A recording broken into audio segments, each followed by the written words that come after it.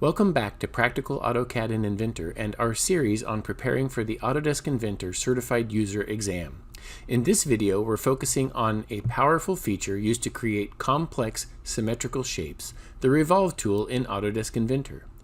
The Revolve command lets you take a 2D profile and spin it around an axis to create a solid or surface geometry.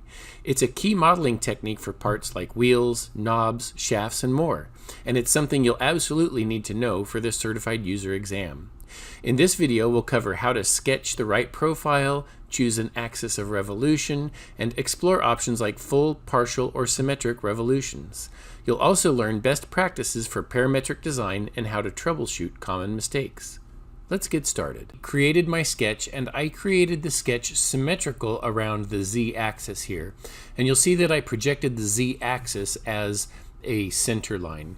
If you want more information on how to create sketches for revolutions, you're going to want to see the video in the link right here. But otherwise, if you've already got your sketch done and you're ready to begin with the revolution command, you simply want to go and make sure that you're on the 3D model tab at the top, and then on the create panel we're going to choose the Revolve tool.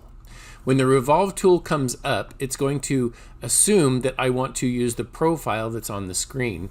And because I had a center line in my sketch, it assumes that I want to use that line as the center line of my revolution. So it gives me a preview of what I'm going to get. But I don't have to stick with that. So for example, I can come in here and I can say, which way do I want it to go? Do I want it to revolve this way or the other way?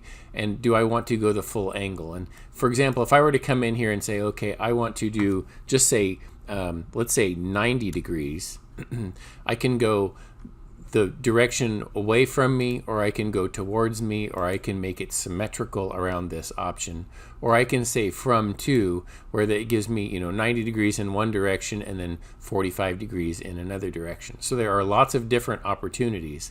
If I wanted to go the full circle, I can simply just choose this one here, saying the full circle here, and then I can choose to create it as a solid, okay, or as a surface. If I choose this option up here, it creates it as a surface geometry, which we don't really usually want for Inventor.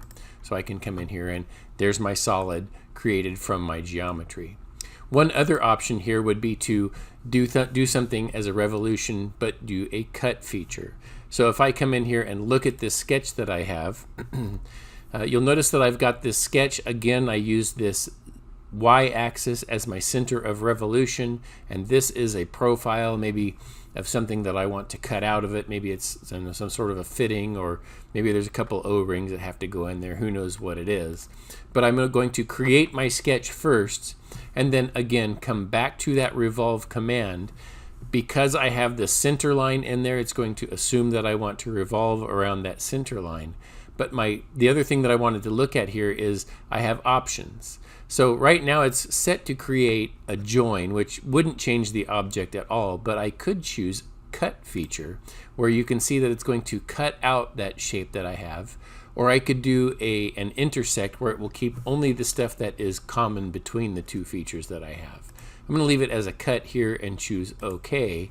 And now you can see that that cut is created in there, so I've got that part in there. So two very simple ways of creating a revolve, and something that you'll definitely need to know for the Certified User Exam.